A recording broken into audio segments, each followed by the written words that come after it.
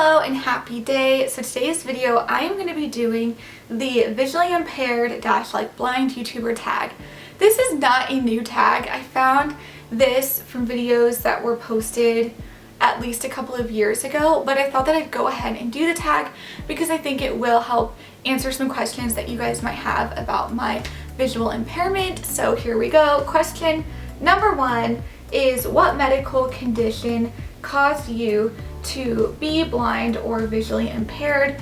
And that would be advanced childhood glaucoma. I was diagnosed when I was 8 years old, so because of my age, it's considered childhood or juvenile glaucoma. But in short, I have glaucoma. And question number 2, in 3 words, describe your vision. Could be better. Those are the words I'm going with. Question number 3, what is the hardest thing to do being blind or visually impaired? I think the hardest thing to do is, I would say the hardest thing to do when you're visually impaired is advocating for yourself and asking for help.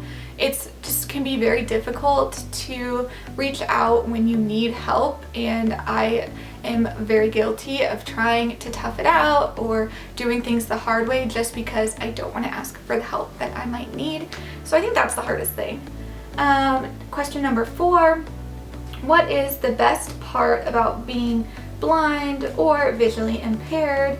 And I like that it is switching to a more positive note, and I would say that the best part is I do have unique opportunities that I get just because of the fact that I'm visually impaired. I was able to get a wish from, or not really a wish, but a dream from the Dream Factory, where they gave me a laptop when I was on the Today Show, and I met Al Roker. My college is paid for because of the fact. So there are some really cool and awesome opportunities that I've been given just because of the fact that I'm visually impaired.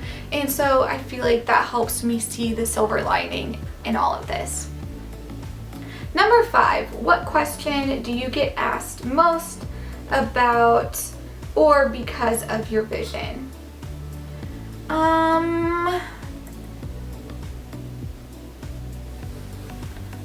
I'm not sure if there is one question that I get asked the most. A lot of people will ask me to describe my vision once they find out that I'm visually impaired. You know, it's like, oh, well, then how well do you see? Like, describe how you can see. And that's a very tough question to answer because my reference isn't able to compare what 20/20 vision is compared to my vision. And so when I describe it to people, I think oftentimes they are surprised at maybe how good my vision is, despite the fact that I am visually impaired, and you know, how well I can manage being legally blind. Like, I think people are often impressed, but at the same time, it's a very tough question to answer, and I don't think I always do a good job describing. I can't describe what I can't see because I don't know what I can't see because I can't see it, if that makes sense. Number 6, do you have a cane, a guide dog, or neither? And I actually don't have either. I don't use a cane, and therefore I don't have a guide dog. Maybe in the future I might end up having to start using a cane if my vision continues to decrease. But right now it's stable, and right now I don't use a cane or a guide dog. 7, what one piece of advice would you give to someone who is losing, going to lose, or has lost their vision?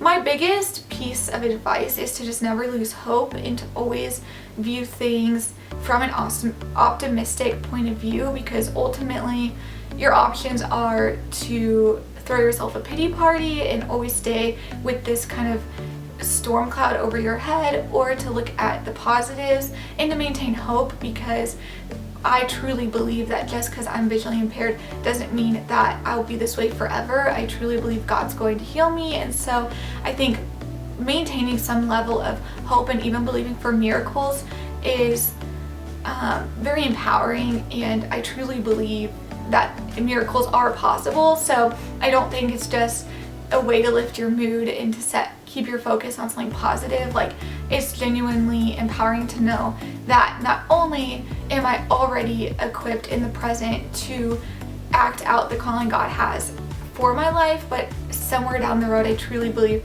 I will experience total healing. And then, so there's no point to make assumptions about the future, about things I can't do now, because who knows? God will either heal me and I'll be able to do it, or I'm already equipped to do the calling that He's placed in my life regardless of being healed or not. 8. What is one piece of advice you would give to a sighted person about interacting with a person who is blind or visually impaired?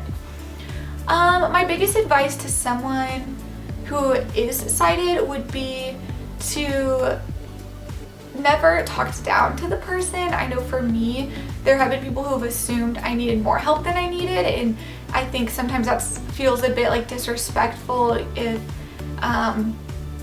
they are sort of doing things that I can do for myself and not even asking like if I want to do it. So I would say let a visually impaired or blind person, they've probably figured it out. They're probably doing pretty well despite their impairment or disability. So I would say just give them space to be independent, but also be there and be ready to help.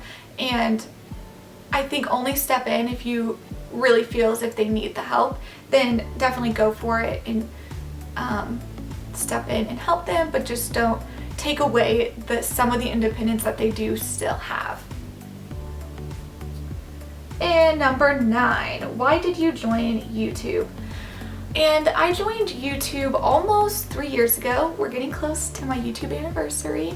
And I joined just because I was going to bed one night thinking about my life and the fact that I'm a triplet, the fact that I have glaucoma, the fact that I was a college student.